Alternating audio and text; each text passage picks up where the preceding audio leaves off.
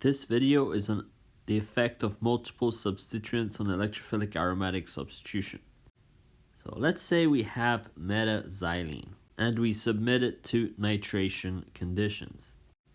The substitution is going to occur on the site that is favored by both substituents.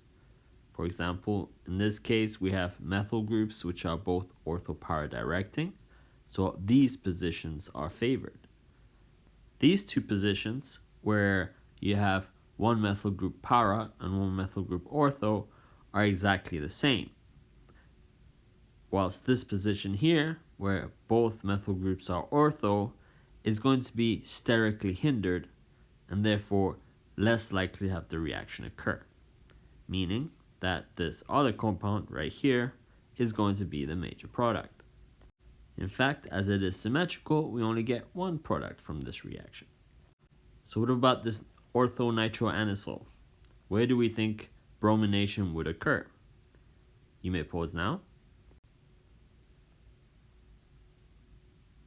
And yes, as the methoxy group is ortho-para directing and the nitro is meta-directing, we would expect the substitution to occur para to the methoxy group. Why not ortho to the methoxy group? Well, because of sterics. But you're correct, it probably would end up being a mixture anyway, with the para to the methoxy favored. If there is a conflict between the substituents, i.e. which position is favored, the most electron donating substituent will dictate the position, i.e. takes priority.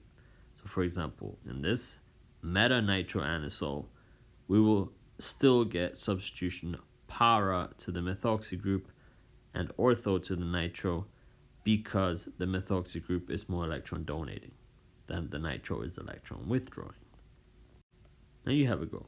What do you expect the bromination product of this reaction would be? You may pause now.